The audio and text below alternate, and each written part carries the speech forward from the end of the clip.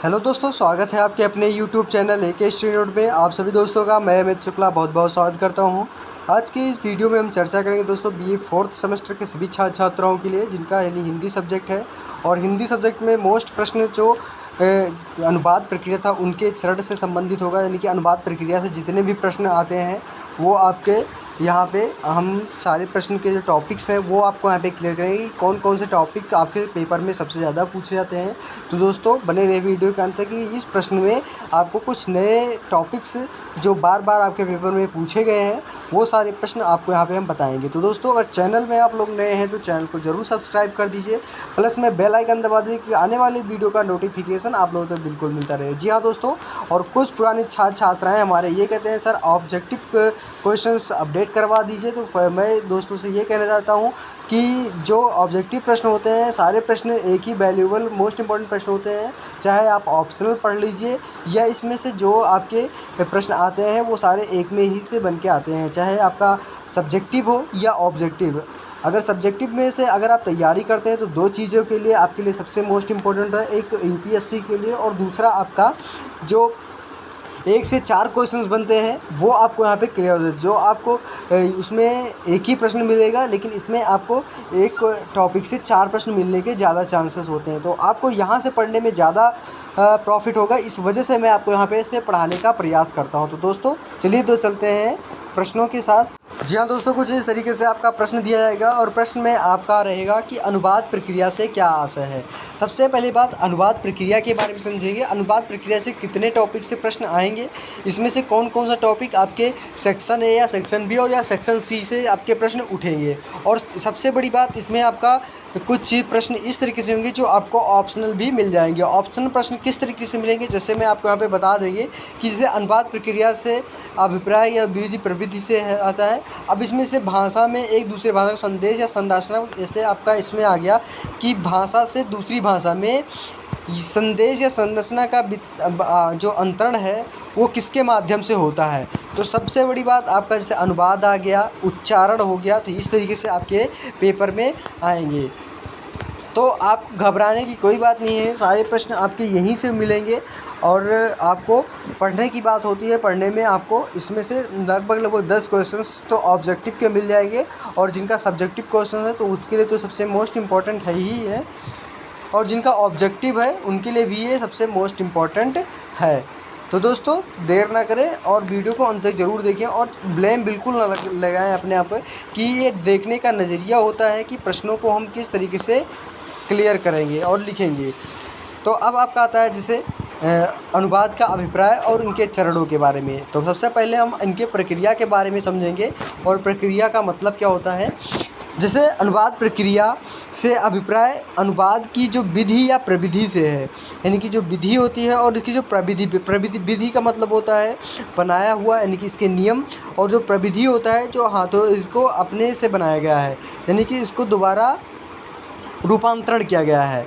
इसमें एक भाषा से दूसरी भाषा में संदेश एवं संरचना का अंतरण अनुवाद के माध्यम से होता है। जो अंतरण अनुवाद होता है वो एक भाषा को हम दूसरी भाषा में संरचना के रूप में हम इसको अंतर्निहित करते हैं या रूपांतरण करते हैं। फिर आता है इसमें यदि संदेश लक्ष्य है, जो इसमें संदेश है उसको कहते हैं एक लक्ष्य के रूप में बनाया गया है। जैसे मान लो गोल हो गया, वो आपको चढ़ाई करना है, जिसकी संरचना माध्यम से है, और अंतरण प्रक्रिया है जो इसका जो संरचना होती है उसको मध्यम के रूप में हम खींचते हैं, और जो इसका अंतरण होता है उसको प्रक्रिया यानी कि उसको हम प्रोसेस के रूप में यूज़ करते हैं। इन तीनों आयामों के संयुक्त क्रिया और व्यापार को हम अनुवाद प्रक्रिया कहते हैं। तो जो ये 3 आयाम होते हैं जो हमने अभी बताया, संरचना और माध्यम का अंतरण प्रक्रिया, उसके बाद में फिर इसमें जो ये संदेश लक्ष्य हो गया, और जो दूसरा आता है कि एक भाषा से दूसरी भाषा संदेश या संरचना को हम अंतरण अनुवाद के माध्यम से प्रकट करते हैं। तो इसी को हम कहते हैं अनुवाद प्रक्रिया के बारे में। तो आई होप आप लोगों को अनुवाद प्रक्रिया का मतलब समझ में आया होगा। अब अनुवादिक प्रक्रिया के बारे में समझें।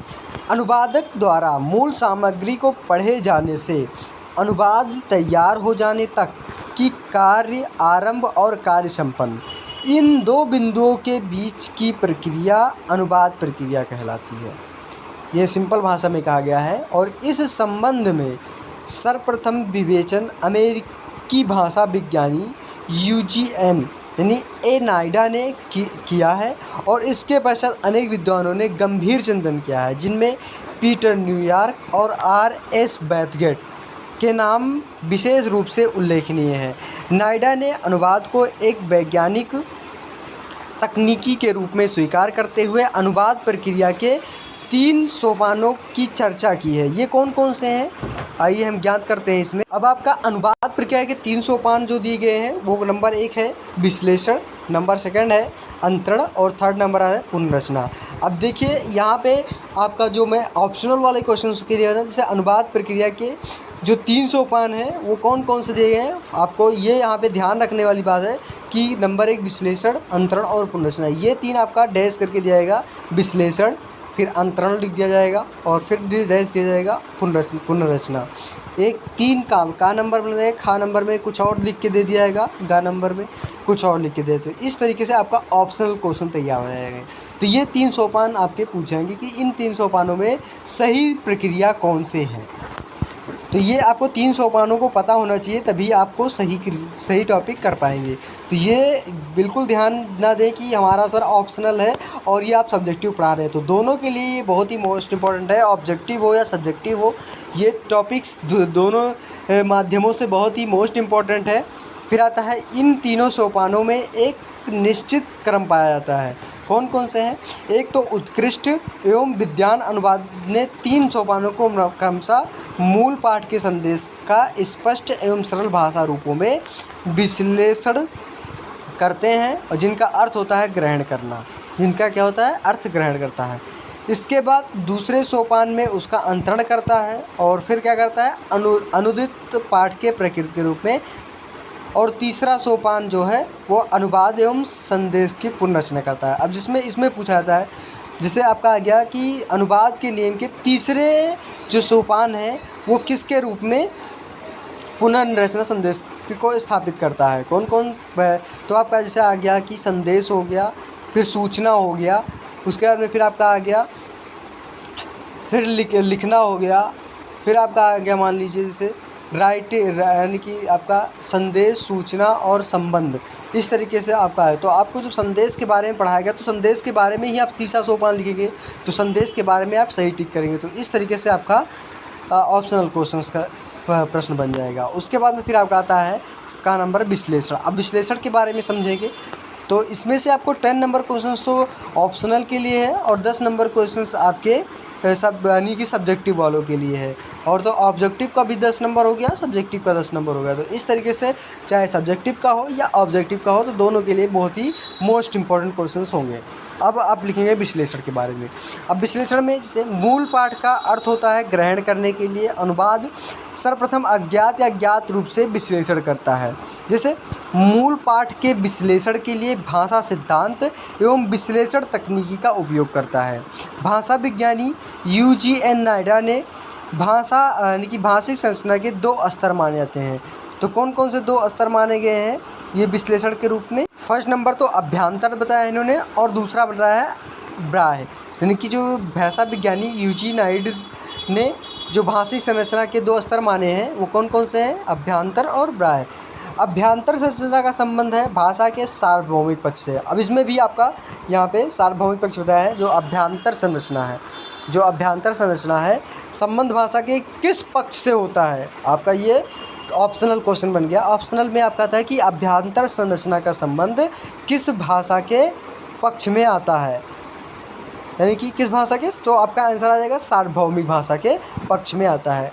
जबकि ब्राह्य संरचना का संबंध भाषा विशेष के विशिष्ट व्याकरणिक व्यवस्था में है। अब यहाँ पे फिर क्वेश्चन आपका ऑप्शनल बन गया कि ब्राह्य संरचना का संबंध कौन से विशिष्ट व्यवस्था में पाया जाता है, या विशेष यानी कि भाषा विशेष के किस रूप में पाया जाता है, तो ये आपका आता है विशिष्ट व्याकरणिक रूप में पाया जाता है।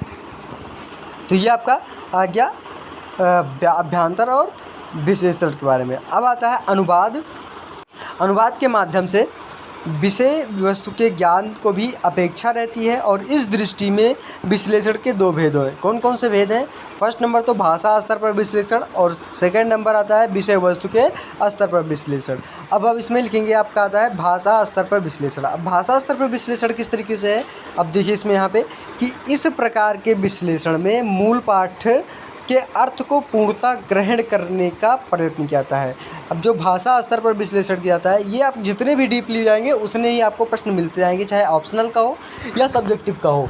तो जितने भी डीपली जाएंगे वो पढ़ने में भी आपको मज़ा आएगा। तो अब आपको यहाँ पे भाषा स्तर पे आप समझेंगे भाषा स्तर के विश्लेषण कौन कौन से होते हैं। तो जैसे भाषा स्तर के विश्लेषण है, जैसे इस प्रकार के विश्लेषण में मूल पाठ के अर्थ को पूर्णतः ग्रहण करने का प्रयत्न किया जाता है और मूल पाठ के विश्लेषण करते हुए इसकी व्याकरणिक संरचना को यानी कि ग्रहण करने को प्रयत्न किया जाता है। और इसके जो मूल पाठ के विश्लेषण करते हुए उसकी व्याकरणिक संरचना को सरल एवं स्पष्ट रूपों में देखा जाता है। अब यहाँ पे जैसे आप लोग जानते हैं कि जो इसके विश्लेषणिक यानी कि विश्लेषण के दो जो भेद हैं, यानी कि विषय वस्तु के ज्ञान की अपेक्षा रहती है जो दृष्टि से यानी कि जो भाषा स्तर के हैं विश्लेषण, उसके दो भेद माने गए हैं। कौन कौन से हैं? एक तो भाषा स्तर के विश्लेषण, दूसरे विषय वस्तु पर। तो भाषा स्तर के जो विश्लेषण है वो कौन कौन से हैं वो आपको यहाँ पे हम बताने का प्रयास, और जो विषय वस्तु है उसके बारे में। अब जैसे इनमें मुख्यतः मूल आपके वाक्य आ गए, उपवाक्य हो गए, यानी कि जो मूल वाक्य हो गया। जिससे भाषा स्तर के विश्लेषण में आपका मुख्य रूप से कौन कौन से इसके स्पष्ट रूप हैं, तो इसके आते हैं मूल वाक्य हो गए, आपके मूल वाक्यों के उपवाक्य हो गए। फिर आगे आपका गया पदवर्धा, पदों या शब्दों आदि पर विशेष ध्यान दिया जाता है। यह भाषा विश्लेषण केवल मूल पाठ के कोशगत अर्थ तक ही सीमित नहीं रहता है, बल्कि इसमें संरचनात्मक अर्थ और सामाजिक अर्थ से आपका लक्षणापरक अर्थ पर विचार किया जाता है। जैसे आपका क्या first number, it is a fox, यह एक लोमड़ी है। It is a he is a fox, वह एक लोमड़ी है। सी बिल फॉक्सिंग, सी बिल फॉक्सिंग, तो ये भी आपका एक वही सेम आपका हो गया, यानी कि वह एक लोमड़ी है। तो ये आपका मतलब देखने का जो अब इसमें पहले और दूसरे में जैसे फॉक्स शब्दों का प्रयोग संज्ञा के रूप में हुआ है, जबकि तीसरे में फॉक्स का प्रयोग क्रिया के रूप में हुआ है, और दूसरे वाक्य में फॉक्स पशु के रूप में ना होकर लक्षणार्थ में कि धूर्त या चालाक के रूप में हुआ है। और इसी प्रकार तीसरे वाक्य में जो फॉक्स का प्रयोग किया है वो क्रिया के रूप में, यानी कि संरचनात्मक दृष्टि से इसका लक्षणात्मक अर्थ धोखा देना होगा। तो यानी कि फॉक्स का मतलब जैसे जैसे यहाँ पे हुआ है उसी तरीके से यहाँ पे प्रयोग किया गया है। अब फॉक्स के रूप में आप लोग को समझ में आ गया होगा, यानी कि तीनों ही फॉक्स के बारे में बताया गया, बट फॉक्स मैंने भी आपको बताया है। यह इस प्रकार का मूल संरचना के कुछ शब्द ऐसे होते हैं जिनका अर्थ ग्रहण वाक्यों के प्रकार द्वारा निर्धारित होता है। ये शब्द कभी संज्ञा तो कभी क्रिया के रूप में प्रयुक्त होते हैं। अब जैसे मूल पाठ की बनावट में एवं बुनावट होती है, बनावट एवं बुनावट दोनों होती है। इसमें यानी कि उसमें सहप्रयोग की जो महती भूमिका है वो व्याप्त रहती हैं। शब्दों के परस्पर संगम शब्दों में नया अर्थ उपस्थित कर देता है। सभी शब्दों को अलग अलग कर देने से उसके शब्द अलग अलग अर्थ देने लगते हैं।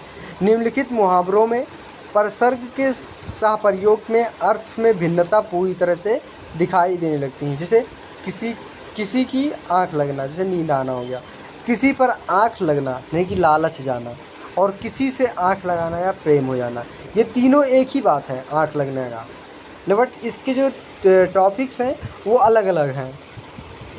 तो इसी को हम कहते हैं यानी कि मूल पाठ की बनावट या बुनावट। अब आपका नेक्स्ट आता है इसमें दोस्तों 12 नंबर विषय वस्तु के स्तर पर विश्लेषण। अब जो अभी तक मैंने आपको बताया था, अभी हमने बताया था भाषा स्तर पर विश्लेषण, और अब विषय वस्तु के स्तर पर विश्लेषण। अब इसमें आप लिखेंगे कि मूल पाठ का संबंध जिस विषय से हो उस विषय के बारे में कुछ ज्ञान अनुवादक को होना परम आवश्यक है, तभी वह उसका अर्थ ग्रहण कर पाएगा। जैसे यहाँ पे हमने अभी बताया है कि अन्यथा अनुवाद सही एवं सटीक नहीं हो पाएगा। जैसे विधि, विज्ञान, प्रौद्योगिकी, चिकित्सा आदि विषयों की भाषा निश्चित एवं सीमित अर्थ को अपने समेटे रहती है, जबकि सामान्य भाषा व्यापक एवं असीम अर्थ है। उदाहरण के रूप में जैसे रिएक्शन हो गया आपका, शब्द के 3 हिंदी पर्याय संभव हो सकते हैं। जैसे ये 3 अलग अलग प्रक्रियाओं से संबंध रखते हैं, यथा प्रतिक्रिया भौतिक हो गई, अभिक्रिया रसायन विज्ञान में है और अनुक्रिया वनस्पति विज्ञान में है। प्रतिक्रिया कहाँ में आ गई कि भौतिक विज्ञान में आ गई, भौतिकी के रूप में। अब अभिक्रिया कराएंगे तो रसायन विज्ञान में आएगा और अनुक्रिया कराएंगे तो वनस्पति विज्ञान में। और इसी में अनुवादक जब मूल पाठ को हम अनुदित कर रहा है तो उसे इस बात का ध्यान रखना आवश्यक होता है कि वह हर शब्द का अर्थ पाठ सापेक्ष रखे, क्योंकि सबका अर्थ विषय और प्रसंग के अनुसार बदलता रहता है। जैसे अंग्रेजी में एक शब्द राइट है और अलग अलग विषयों के अनुसार इसके अर्थ बदलते रहते हैं। उदाहरण के तौर पर राइट डायरेक्शन यानी कि दाहिनी दिशा, राइट आंसर सटीक उत्तर यानी सही उत्तर, राइट एंगल सही कोण, राइट कंडक्ट यानी कि सही यानी कि उचित आचरण। फिर आता है राइटिस्ट यानी दक्षिणी पथ यानी कि दक्षिणपंथी या दक्षिणी पथ या दक्षिणीपंथी। फिर आता है उपयुक्त अंग्रेजी के शब्दों को देखने के बाद यह आभासित होता है कि अनुबंध जब पाठक के रूप में पाठ का विश्लेषण करता है तो यदि उसे विज्ञान यानी कि उसे विषय का ज्ञान है, तभी यह सटीक अर्थ को जान सकता है, समझ सकता है। फिर आता है खा नंबर अनंतरण। दोस्तों वीडियो अच्छी लग रही हो ज़रूर लाइक करें, चैनल को सब्सक्राइब करना बिल्कुल ना भूलें और एक दूसरे को ज़रूर वीडियो को शेयर करते रहिए। और मैं आपको बार बार यही चीज़ें बताऊंगा, सब्जेक्टिव और ऑब्जेक्टिव के लिए मत भागें। प्रश्न आपके एक ही होते हैं और आपके टॉपिक्स केवल मिलने चाहिए। सारे प्रश्न मैं इसी वजह से आपको मॉडल पेपर के ज़रिए तैयार करता हूँ और जो प्रश्न आपके लिए अवेलेबल होते हैं उसमें हम आपको सारे एक प्रश्न मोस्ट वैल्यूएबल प्रश्न अपडेट कराने का प्रयास करता हूँ। अब जैसे आपका आ गया खा नंबर अनंतरण में आपका जैसे आ गया कि विश्लेषणोपरांत जब अनुवाद अर्थ को व्याप्त कर लेता है तो यह अनुदित पाठ में उस अर्थ का अनंतरण करने लगता है।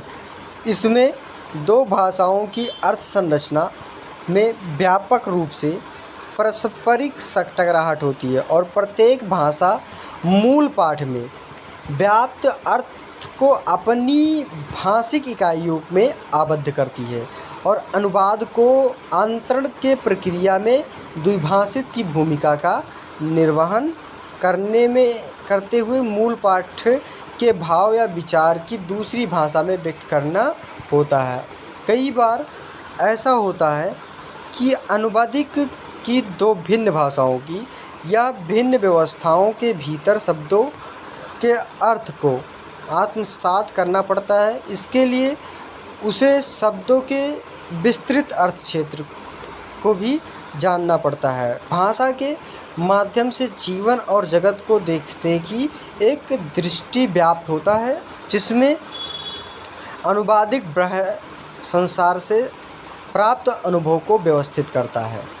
हिंदी में संबंधियों को शब्दावली के अंतर्गत यह यानी कि यदि चाचा शब्द का अनुवाद अंग्रेजी में अंकल किया जाए तो उसमें विभिन्न संबंधियों का भी अतिरिक्त योग यानी जिसे कहते हैं जोड़ हो जाएगा। जैसे मामा, फूफा, ताऊ और मौसा। यदि यह स्पष्ट रूप से दिखाई पड़ता है कि प्रारंभिक स्थिति में दिखाई देने वाली 2 भाषाओं को समता भाषाई बोध और कार्य यानी कि अर्थ क्षेत्र के संदर्भ में समान नहीं होता है।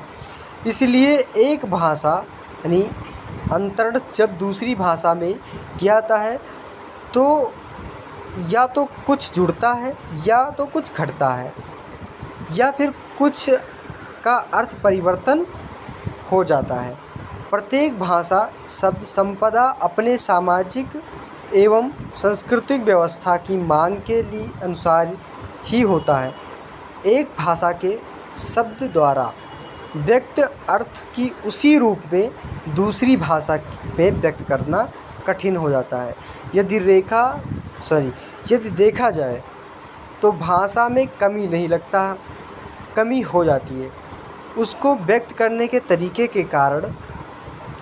उदाहरण के रूप में हिंदी की संबंधियों के शब्दावली में प्रयुक्त ज्येष्ठ, देवर एवं नंदोई के लिए भाषा की शब्दावली में कोई व्यवस्था नहीं है। अब अंग्रेजी में इनके लिए ब्रदर्स इन लॉ यानी कि ब्रदर इन लॉ शब्द का प्रयोग किया जाता है, किंतु यह शब्द उस रिश्ते को स्पष्ट नहीं करते हैं। मूल पाठ यानी कि स्रोत भाषा के कथन के अंतर्गत अंतरण की क्रिया एक ऐसा व्यापार है जिसके मूल पाठ रूपी पिटार में कथन सामग्री को उसमें भिन्न रूप में अनुदित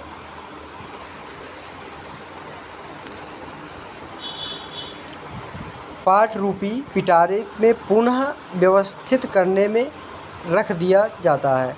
अंतरण की प्रक्रिया में संदेश के सूचना तत्वों का पुनर्विन्यास होता है और इस पुनर्विन्यास की 4 दिशाएं यानी कि दशाएँ मानी जाती हैं। कौन कौन सी 4 दशाएँ हैं? फर्स्ट नंबर तो आपका आता है पुनर्विन्यास। पूर्ण पुनर्विन्यास क्या है? इसमें यानी कि इस अंतरण में केवल यानी कि भाषिक इकाई को ही अंतरण न होकर संपूर्ण अर्थ का ही अंतरण होता है। इसमें मूल पाठ जैसे स्रोत भाषा को पूर्ण रूपेण नई अभिव्यक्ति के रूप में दर्शाया जाता है और इस प्रकार के विन्यास में लोकोक्तियाँ एवं मुहावरे के अनुवाद आते हैं, जैसे an empty vessel sound much यानी कि अधजल गगरी छलक जाए यानी कि an empty vessel sound much. Second number आता है कि an a honey tongue a heart of gall यानी कि मुंह में राल बगल में छुरी। थर्ड नंबर आता है इवाइल एंड लुक फॉर लाइक जैसी करनी वैसी भरनी। उसका फोर्थ नंबर आता है कि माइट इज राइट यानी जिसकी लाठी उसकी भैंस। फिर आता है 12 नंबर विश्लेषणात्मक पुनर्विन्यास। सेकंड नंबर आता है क्या आपका विश्लेषणात्मक पुनर्विन्यास। फर्स्ट नंबर में आपका पूर्ण पुनर्विन्यास और सेकंड नंबर में आता है यानी कि विश्लेषणात्मक पुनर्विन्यास। इसमें मूल पाठ स्रोत भाषा के अनेक शब्द इकाइयों के अनुदित पाठ यानी कि लक्ष्य भाषा में इकाई के रूप में दर्शाया जाता है, जैसे पेरेंट हो गए माता पिता, कॉटेज चीज़ हो गया पनीर। तो ये आपका विश्लेषणात्मक पुनर्विन्यास हो गया। अब से कैसे यानी कि थर्ड नंबर आता है संश्लेषणात्मक पुनर्विन्यास। संश्लेषणात्मक पुनर्विन्यास में इसमें स्रोत भाषा यानी कि मूल पाठ की अनेक शाब्दिक इकाइयों को अनुदित पाठ यानी लक्ष्य भाषा में एक संश्लेषित इकाई के रूप में दर्शाया जाता है, जैसे पति पत्नी जिसे स्पाउस बोलते हैं। फिर आता है ससुर फादर इन लॉ। फिर आता है फोर्थ नंबर द नंबर जिसे बोलते हैं संरचनात्मक पुनर्विन्यास। संरचनात्मक पुनर्विन्यास में आपका आता है इसमें कि इसमें व्याकरण को दर्शाने के लिए संरचना को एक अनुदित भाषा की प्रक्रिया व्याकरणिक संरचना में दर्शाया जाता है। व्याकरणिक संरचना में दर्शाया जैसे अंग्रेजी के आर्टिकल ए और द के उदाहरण के रूप में, जैसे there is a snake in the room. Second number आता है this is the snake in the room. Hindi में उसे इस रूप में दर्शाया जाता है कमरे में सांप है या सांप कमरे में है। दोनों के मतलब पॉइंट अलग है, लेकिन बट इसके जो आर्टिकल है वो आर्टिकल की वजह से चेंज हो जाता है ए और द के रूप में। फिर आता है कि पुनर्विन्यास में प्रक्रिया से यह स्पष्ट होता है कि अनुवाद में मूल पाठ में व्याप्त अर्थ का अंतरण सामान्य रूप से नहीं लेता है, वरन समानता के आधार पर उस अर्थ का अंतरण अनुदित पाठ में प्रतिस्थापन या पुनर्लेखन या उसकी व्याख्यापरक अभिव्यक्ति द्वारा की जाती है। फिर आता है पुनर्रचना। आपका 5 नंबर आता है पुनर्रचना। इसके यानी कि प्रत्येक भाषा की अपनी कथन शैली एवं अनेक अपने भावों को व्यक्त करने की एक प्रणाली होती है। अतः मूल पाठ के कथन को अनुदित पाठ की भाषा से जोड़ना पड़ता है, जिससे अनुदित पाठ सहज, स्वाभाविक एवं तथ्य यानी कि बात गम्य बन सके। और इसमें यह ध्यान रखना पड़ता है कि मूल पाठ के मुहावरे एवं लोकोक्तियाँ को समान रूप से अनुदित पाठ में मिला लिया जाए। अनुदित पाठ ऐसा न लगे कि इसका अनुवाद किया जाए हो, बल्कि यह लगे कि यह मूल पाठ के ही समान है तो यह सही सहपाठ है। मैथ्यू अर्नाल्ड के कथानुसार अनुवाद ऐसा होना चाहिए कि पाठक यथासंभव यह भूल जाए कि यह अनुवाद पढ़ रहा है, या अनुदित रचना के सम्मोहन से यह इस भ्रम में आ जाए कि एक मौलिक रचना पढ़ रहा है। पुनर्रचना के अनुवाद की भाषा शैली पर विशेष ध्यान देने की आवश्यकता रहती है, और हर भाषा की अपनी शैली होती है। इसमें विषयानुसार परिवर्तन एवं परिवर्धन होता रहता है, और इस शैली यानी कि शैली के विशेष रूप से 3 प्रकार की मानी गई है। जो शैली है वो विशेष रूप से 3 प्रकार की मानी गई है। कौन कौन सी है? फर्स्ट नंबर यहाँ पे सामान्य शैली, सेकंड नंबर वस्तु शैली और थर्ड नंबर विधा शैली। सामान्य शैली में, इस शैली में वक्ता के सामाजिक, सांस्कृतिक, आर्थिक, शैक्षिक आदि संदर्भों में विशेष योगदान रहता है। इसके भी 2 रूप देखने को मिलते हैं। फर्स्ट नंबर हिंदी से में संस्कृत यानी कि संस्कृतनिष्ठ शैली, अरबी फारसी मिश्रित शैली, हिंदुस्तानी शैली, हिंदी अंग्रेजी में मिश्रित शैली जैसे इंग्लिश भी कहा जाता है। सेकंड नंबर रूढ़िपरक शैली हो गया, औपचारिक शैली, सामान्य शैली, अनौपचारिक शैली, अतरंग शैली इत्यादि। सेकंड नंबर में आता है वस्तु शैली। इस शैली में कार्यक्षेत्र यानी कि प्रधान होती है, और इसमें कार्यालयी, वैज्ञानिक, वाणिज्यिक आदि सूचना शैलियों अलग अलग होती है। फिर आता है थर्ड नंबर विधि शैली। विधि शैली में यह साहित्य प्रधान शैली होती है। इसमें काव्य, नाटक, उपन्यास, कहानी आदि की अलग अलग भाषाएं की जाती है।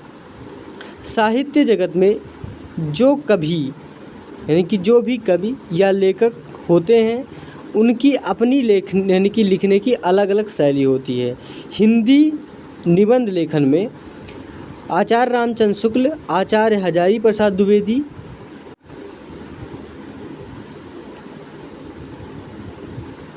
हरिशंकर परसाई, विद्यानिवास मिश्र, इन सभी को भी निबंध शैलियों में अंतर देखने को मिलता है। यदि कथा साहित्य को देखा जाए तो मुंशी प्रेमचंद, जयशंकर प्रसाद, उपेंद्रनाथ अश्क, यशपाल, अज्ञेय आदि सभी साहित्यकारों की रचना शैलियों में अंतर देखने को मिलता है। अनुवादक इन सभी की रचनाओं को यदि अनुदित करना चाहे तो नहीं कर सकता, क्योंकि सभी रचनाकारों की शैलियों के साथ ही साथ अनुवादक की एक अलग ही शैली होती है। अनुवाद करने की उमर खय्याम की रुबाइयों का हिंदी में अनुवाद हरिवंश राय बच्चन, पंत एवं मैथिली शरण गुप्त की प्रभृति अनेक साहित्यकारों ने किया है, और इन सब के अनुवादों में अलग अलग उनकी शैलियों की स्पष्ट छाप दिखाई पड़ती है। यदि अनुवाद सर्जन की पुनर्सर्जन में है तो उसमें अनुवाद की अपनी अलग शैली दिखाई पड़ना स्वाभाविक ही है। यह शैली का अलग रूप है। साहित्यिक अनुवाद में तो अवश्य दिखाई देता है, और साहित्येतर अनुवाद में भले ही न दिखाई दे। अतः पुनर्संरचना में मूल पाठ के अर्थ संप्रेषण के साथ ही साथ भाषा शैली का भी परिमार्जन होता है, और जिससे अनुवाद का सुंदर एवं प्रभावशाली बनाया जा सके। तो ये होता है भाषा अनुवादिक के बारे में। तो इतने सारे टॉपिक्स आपके बीच में आज में रहे हैं। इसमें आपके सबसे बड़ी बात आपके जैसे सब्जेक्टिव वाले क्वेश्चन के लिए भी इम्पोर्टेंट था, और ऑब्जेक्टिव वाले क्वेश्चन के लिए भी इम्पोर्टेंट था। ऑब्जेक्टिव वाले के लिए यहाँ पे ऑब्जेक्टिव का क्वेश्चंस ढूंढना पड़ता है, इसमें कौन से ऑब्जेक्टिव क्वेश्चंस मिलेंगे हमारे, और जो सब्जेक्टिव वाले हैं उनके लिए तो है ही है सारे। तो दोस्तों इस तरीके से सारे प्रश्न आपके पेपर में आते हैं। तो दोस्तों आज की वीडियो में यहीं तक। अगर आप लोगों को वीडियो अच्छी लगी हो जरूर लाइक करें, चैनल को सब्सक्राइब करना बिल्कुल ना भूलें, और एक दूसरे को वीडियो को ज़रूर शेयर करें। और इसी के साथ दोस्तों ये सारे प्रश्न आपके लिए बहुत ही मोस्ट इंपॉर्टेंट प्रश्न था। अगली वीडियो में हम आपके साथ उपस्थित होंगे। इसका PDF चाहिए तो यूट्यूब के डिस्क्रिप्शन बॉक्स में टेलीग्राम चैनल का लिंक दी गया है, वहाँ से आप लोग जुड़कर बिल्कुल फ्री कॉस्ट PDF प्राप्त कर सकते हैं।